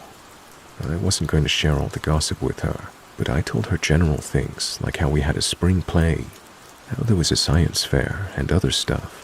I would have about 10 minutes of conversation with her, and we'd get back to the apartment complex where we lived. Then one day, things got weird. Jake was sitting in the back seat that day. I was sitting in the front seat. His mom said, "I think you and Jake would make such a cute couple. You should be his girlfriend." I didn't know what to say to that. I think I mumbled something like, I don't know about that, and stared out the window, trying to act like it wasn't happening. Why was she bringing this up? She didn't really know me. I barely even knew Jake. I didn't say anything more in the car. I remember just feeling a really weird awkwardness in the air. I didn't even turn to make eye contact with Jake. I figured he was probably just as uncomfortable as I was. When my parents came home that evening, I told them. My mom and dad kind of shrugged. This hadn't been a serious violation. It wasn't as if Jake's mom had hit me or anything like that, but my parents said I shouldn't carpool with Jake anymore. I think my dad's exact words were, "You don't need to be around that." I didn't want to tell anyone at school about this. This wasn't Jake's fault. I didn't want to make him feel bad or embarrassed by saying anything to him or go around telling people about this. I kept quiet on this. I stopped carpooling with them, but I didn't tell anyone at school or anyone else. I barely saw Jake at school, and we just walked past each other when I did. But that wasn't the end of it. After that, Jake's mom started showing up in places where I would be. I used to go to the park on Saturdays to play frisbee. Now, I'd see Jake's mom there. She'd smile at me. She caught on to how I went there Saturday mornings, and she'd come every Saturday morning. I had previously never seen her there. There were other examples like that. Also, Jake's mom showed up to the nail salon I went to. I'd never seen her there before, but I saw her twice the same month after we stopped carpooling. Maybe this was all coincidence, but I know it wasn't. One day, she came up to me at the library and said something like, "It's so nice to see you here. I bet Jake would love it if you came over to visit sometime soon. You two should hang out more." I didn't know what to say. All I could do was give this awkward smile and mumble something like, "Yeah, sure, maybe." Eventually, I had to tell my parents about this. They had a talk with Jake's mom and told her to leave me alone. That was the end of it, as far as I know. It was just a really weird situation.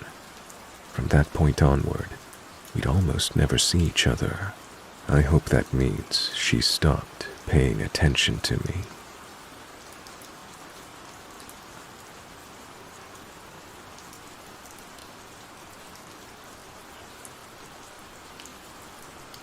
This happened about 5 years ago when I was 16 and was attending my last summer at my sleepaway camp in West Virginia.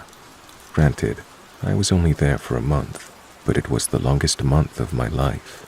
My cabin was full of girls I knew from previous summers, and a girl no one knew, Mary. She was kind of the oddball out, and it was obvious after a few days that she isolated herself and had a hard time fitting in, so I tried my best to include her in our normal activities, while the rest of my friends didn't pay her much attention. After about a week, she started clinging to me, which I figured was because she just liked me as a new friend, and I was the only one that showed her any attention. Wherever I went, she was kind of just right there, always a step behind me in my periphery. We were required to take buddies to the bathroom, and whenever I casually mentioned I was going, she would jump up and volunteer to take me. Nothing weird. I started noticing strange habits of hers. Whenever we walked to an activity, she would walk next to me, and if she noticed our walking was out of sync, like my right leg went forward when her left leg did, she would skip to adjust it so we were walking the same way. Now, this sounds a little questionable. I thought maybe I was overthinking it, until several of my friends mentioned they were noticing this stuff happening as well without me saying anything. During meals, we were assigned tables, but even though she sat across the entire dining hall away from me, she never stopped watching. I would go up to the buffet and fill my plate, noticing that as I sat down, she would go up and choose the exact same foods as me while still watching me. This happened with every activity. from art to sports and whatever else. At this point, I wasn't creeped out yet. I was just a bit weirded out by her tendencies. On a Tuesday, this is relevant, I was just starting to ride the horses I was newly assigned during the ring lesson. This horse was a little wild from the winter off and bucked me off, causing me to be forced to stay in the infirmary during the lesson times for the rest of the week. The following week, I watched as Mary went out of her way to request the same horse that I'd fallen off of. I was kind of perplexed by this. Of course, the Tuesday of that week, I watched as she threw herself off that horse and was also forced to stay in the infirmary, alone with me. My 1 hour a day that I could escape her was now also taken away. I started to get really annoyed by her because no matter what I was doing, she was always there. We had to switch bunks midway through the session, and I was genuinely angry when she requested not only the same cabin as me, but also the bed next to mine. We both chose top bunks that were aligned on the same wall, so my feet were at her head. I started to notice even weirder things. I was writing a letter home one day and felt like I was being watched. I looked to my right and saw Mary was sitting facing forward, but her head is cocked to the side, staring at me with a demonic smile. My stomach dropped. A couple nights after that encounter, I woke up with the same feeling of being watched. It was pitch black, but I grabbed a flashlight to go walk to the bathroom since I was already up. But no, I turned over with my light to see Mary standing next to my bed, with her head at my level, watching me sleep, just standing in the middle of the cabin, staring. I was speechless. I just figured maybe she needed someone to take her to the bathroom. I start to leave for the bathroom, and she follows. I was thoroughly creeped out. Stuff like that kept happening for the rest of the session, but when her parents finally came to get her, I refused to even look up to say bye. I've never been so happy to leave a place in my life. I can't express the level of creepiness over the computer, but I can say I literally felt like I was in danger when I was near her. I never want to figure out why she was seemingly obsessed with me.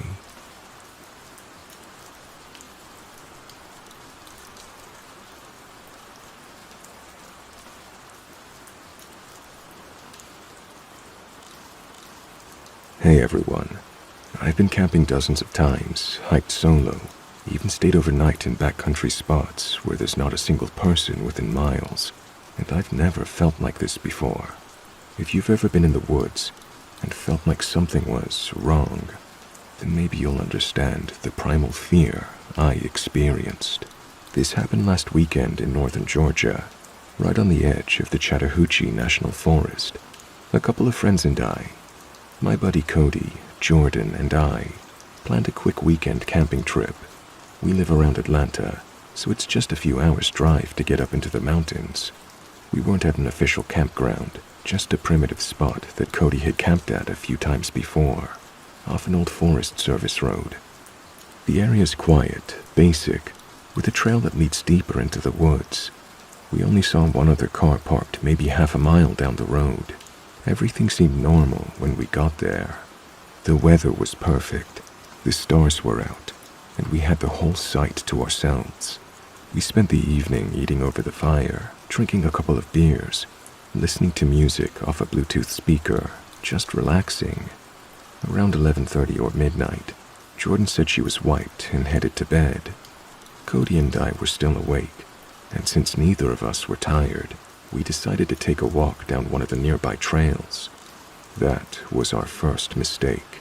The trail near our campsite used to be an old logging road, and it eventually leads to a wooden bridge over a shallow, rocky creek. Cody mentioned the bridge earlier in the night. Apparently, it's part of an old, unofficial biking loop that connects to a couple other service roads. We grabbed headlamps and figured we'd just walk a mile or so out and back. As we headed down the trail, we were mostly just talking. The woods were quiet, and we always found it peaceful. There was nothing creepy about it at that point. You could hear owls in the distance, the occasional rustle in the underbrush, The kind of white noise that makes you forget about work and traffic and everything else. We crossed the bridge maybe 10 minutes in. It creaked a bit under our boots, but nothing unusual. The trail beyond it narrows a little and gets darker under thicker trees. That's when the silence started to change. You know how sometimes when something's about to happen, even if it's nothing dangerous, your body kind of knows before your brain does. That rising tension in your gut. I got that feeling out of nowhere, like something was just slightly off. The forest sounds didn't stop all at once, but they thinned out, like someone was turning the volume down. That's when we heard it. One clear, sharp whistle. It cut through the quiet. It was deliberate, one sustained note, like someone signaling a dog or calling attention to something. It came from behind us, from the direction of the bridge. I turned around and instinctively flashed my headlamp down the trail. Nothing. Trees, brush, and more darkness. I looked at Cody, expecting him to make a joke, but he was dead silent. I could see he was tense. "That's not good," he said under his breath. "What do you mean?" I asked. He just shook his head. "That wasn't a person. At least not one you want to meet." At first, I thought maybe he was just trying to spook me, but then it happened again. This time to our right. Same exact whistle, same pitch, same length. Then another one behind us again. Then to the left side. It was like it was moving fast. Cody stepped forward and whispered, "Don't talk, don't answer it, and definitely don't whistle back." Something about his tone flipped a switch in me. I stopped scanning with my light and just started walking. Not running, but not wasting time either. Cody stayed close behind me. We didn't say a word for a solid minute, but the sound kept following. Same whistle, 4 or 5 seconds between each, and always from a different direction. We didn't hear any other sounds indicating a person or whatever else moving through the forest. I finally said, "Man, what the hell is going on?" He didn't answer right away, but then he said, "My granddad used to talk about something called the Whistlers.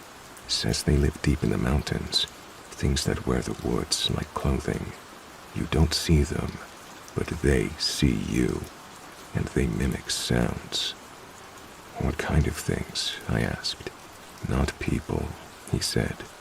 "Not animals either, just old things." He wouldn't say more than that. The second we stepped back onto the bridge, the sounds stopped. No more whistling, no forest noise, no breeze, just dead, complete silence. It was like the air itself froze. We didn't stop walking until we saw the glow of the fire through the trees. Jordan was still asleep in her tent, snoring lightly. Everything at camp was normal. Our cooler was untouched, no branches snapped, no footprints around the edge of the site. We sat by the fire and stared into it without saying much. After a while, I asked Cody what he meant when he said not to talk. He said, "They notice sound. If you give them yours, they follow. Sometimes they get inside it. Sometimes they learn how to use your voice." I didn't have a response to that. I just let the fire crackle and tried to ignore my own fear. I would have laughed it off if I didn't have that psychological reaction that was going on. Call it a survival instinct. The next morning, we checked the trail again. Nothing was out of place. No broken branches, no prints. Nothing that would suggest anyone or anything had followed us. But when we crossed the bridge to the side where the whistling had started, the forest felt wrong. I know that sounds vague, but that's the best description I have. It was colder by a few degrees. No birds, no bugs, just that thick, weighty silence. I grew up outside, and I know what the woods are supposed to sound like in the morning. This was not it. Cody said we shouldn't linger. I didn't bother to ask questions. We packed up camp an hour later and left by noon.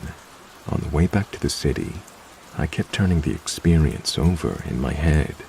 Was it just some weird echo, an animal, some other hiker playing a prank? None of it added up. The sound moved too quickly, and always the same pitch, the same cadence, like it was on a loop, or worse, like it was learning. Since then, I've gone down the rabbit hole of Appalachian folklore. Some people say the whistlers are spirits of the missing, echoing through the trees. Others say they're creatures older than any tribe or settler, that they live underground and only come up at night. There are stories that say if you hear one and don't whistle back, you're safe. But if you do, you invite it in. I'm not saying I believe all of that, but I am saying I believe that something was out there with us. Something we weren't meant to hear. If anyone has experienced something similar, whistling in the woods, especially in Georgia or along the Blue Ridge region, I'd really appreciate hearing about it. I haven't gone back to that campsite. Honestly, I don't think I ever will. I'm sleeping with earplugs now. I don't want to know if it followed us back. Because sometimes at night, I swear I hear a whistle outside my window.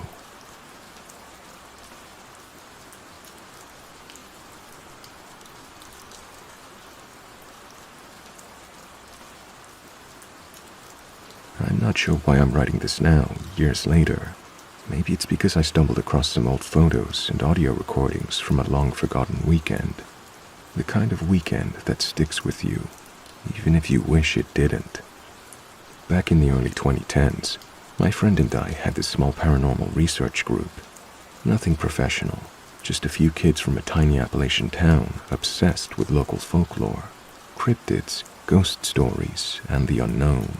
We'd spend weekends camping in the mountains, investigating old houses, abandoned mines, and anything else creepy we could find. Most of our outings were uneventful. A few cold spots, some weird noises in the woods, the usual. But there was one place that shook us to the core, an abandoned homestead deep in the Appalachian wilderness, known locally as Crowder's Hollow. Crowder's Hollow sits tucked away near the Nolichucky River Valley in Tennessee, just a few miles over the border from North Carolina. It used to be a thriving farm in the late 1800s, owned by the Crowder family, but tragedy struck. The story goes that the Crowder's only child, a young boy, died mysteriously in the 1890s. After that, the family slowly vanished, and the place was left to rot. Locals whispered that the boy's spirit still roams the hollow, sometimes crying or laughing on the wind, but that's not all. The darker part of the story involves a shadowy figure, a drifter who supposedly used the woods around Crowder's Hollow to hide his crimes. People say he has red eyes that glow in the dark and moves faster than anything human.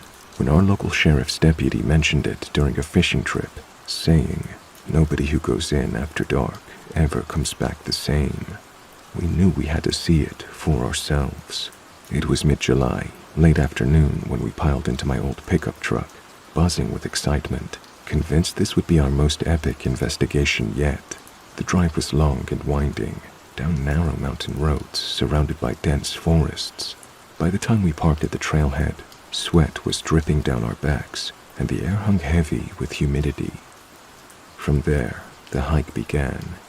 The path was barely a path, just twisted dirt trails overgrown with briars and wildflowers, thick trees pressing in on all sides. The deeper we went, the heavier the air felt, like a weight settling on our chests. Our flashlights cut thin beams through the thick foliage, but even with them, the woods felt unnervingly dark, thicker than night should be. When we finally broke through the last stand of trees, we entered a clearing where the Crowder house once stood. The place was in ruin, stone foundation cracked and crumbling, rusted farming tools scattered in the overgrowth. Trees had taken root through the floorboards, and vines wrapped around the broken chimney. The first thing we noticed was how dark it was inside the hollow. The canopy above was so dense it blocked out stars and moonlight, swallowing every glimmer of natural light. Our flashlights looked weak and pathetic. Then came the temperature drop. It was nearly 90 degrees outside the hollow, humid and thick, but as soon as we stepped into the clearing, the air plummeted to near 60 degrees. I still remember the chill hitting my skin like an invisible wave. More than cold, though, there was a deep, gnawing feeling of wrongness, like the place itself was alive and hostile. We set up our equipment, cameras, an EVP recorder, a couple of thermometers, and a cheap EMF detector. We split up slightly. Daniel and I near the foundation, Jamie wandering toward the old well and what was left of the barn. Walking felt harder than it should have been. The forest was thick with branches and thorny vines, but even when we pushed those aside, it was like invisible hands were tugging at our clothes, pulling us back. My heart was pounding, but I tried to keep it together. It's just nerves, I told myself. That's when I noticed the moss on the low-hanging tree branch near the well. It was shaped almost like a twisted, hanged man. But when I zoomed in on my camera screen, I swear it looked like fingers curled around the branch, like it was hanging by its neck. Before I could point it out, we all heard it, a sudden rustling, like something moving at lightning speed through the underbrush. Then we saw it, a black, shifting shadow darting between the trees. It didn't move like a person, more like it glided, but fast, too fast. And those eyes, two glowing red dots, burning through the darkness. We took off running, adrenaline surging, but the woods fought back. Branches whipped our faces, vines wrapped tight around ankles. I remember Cody tripping and swearing something grabbed his jacket. It was like the forest itself was trying to trap us inside. We burst out onto the trail, gasping, hearts hammering. But when we got to the cars, the nightmare wasn't over. One of the batteries, Cody's truck, was completely dead, brand new, only a few months old. No explanation. We called a tow service, but the driver refused to come after dark. That hollow's cursed, he said. I ain't stepping foot in there until the sun's up. So we sat in my truck, silent except for the hum of the engine, waiting for morning. After we left, we reviewed our recordings. The photos were filled with orbs, glowing spheres darting and flickering like living things. One picture showed that moss figure on the branch, crystal clear and unmistakable. Our EVP recorder captured low whispers, angry voices in a language none of us recognized. One whisper distinctly said, "Go." The EMF detector had wild spikes, erratic surges that couldn't be explained by electronics. That night changed all of us. Cody moved away a year later. Jordan quit hiking and never touched the equipment again. I still live here, but I haven't been back. Sometimes I swear I hear that child's laughter in the wind on summer nights. I don't know what exactly we saw in Crowder's Hollow, but I'm convinced it was something old, something angry, something that still haunts those woods.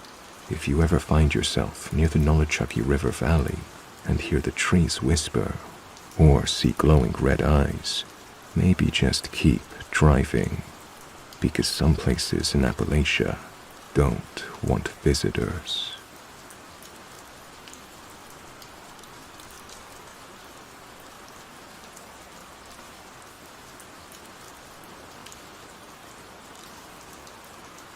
Maybe some of you out there in Appalachia or who live the mountains might have some insight into what I've been experiencing.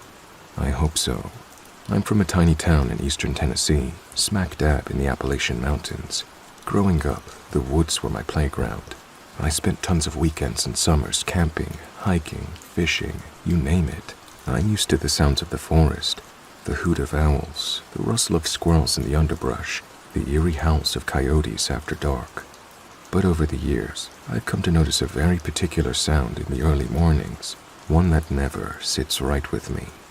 It's a clicking sound, not just a regular bird or animal noise. It's this slow, rhythmic, mechanical-sounding clicking.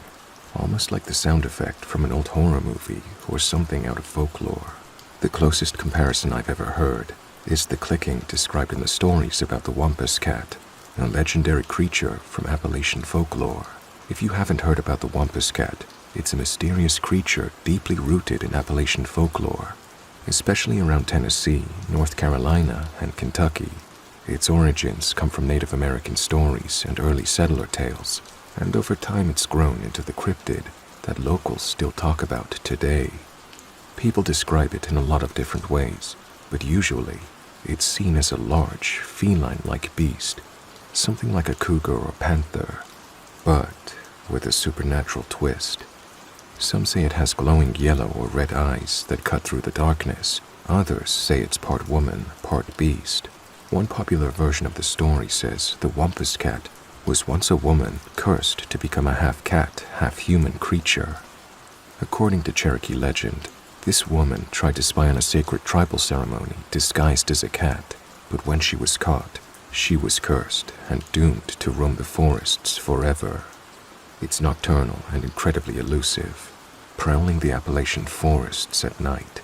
People who claim to have encountered it often mention strange sounds, eerie sounds, low chuffing noises, and especially a slow, rhythmic clicking or clacking sound. This clicking isn't like any natural animal noise. It is described as mechanical, deliberate, and unnerving. Some believe these sounds are a way the creature communicates or warns others to stay away. At first, I was convinced it was just a wild turkey or raven, maybe even a woodpecker. But here's the thing. I've spent hours and hours listening to bird calls from this region, and even from the high Arizona mountains where I used to live for a while. No turkey gobble or crow caw comes close to the clicking I hear. It's slower, deeper, and somehow unnatural. One of the earliest times I noticed it was during a solo camping trip in the Rowan Highlands. It was just before dawn.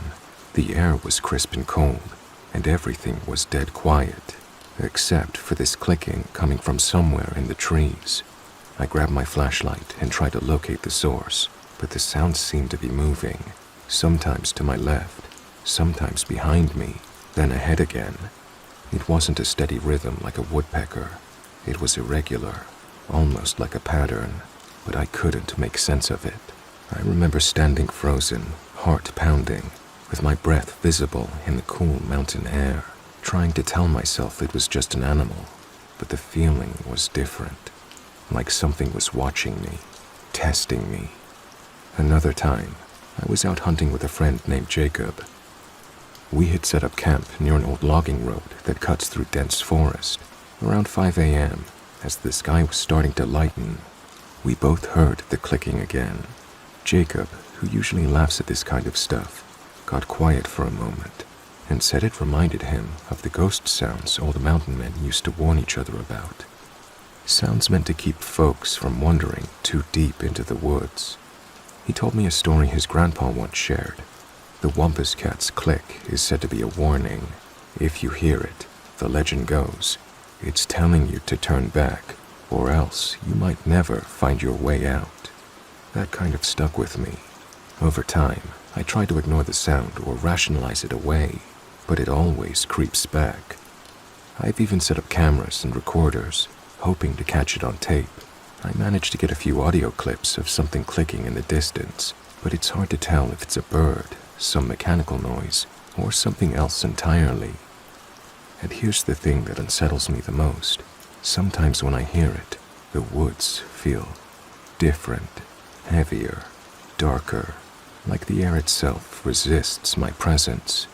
Once, after a night of hearing that clicking, I woke up with deep scratches on my arms. No idea how I got them. No animals were near the tent, and my friend didn't believe me.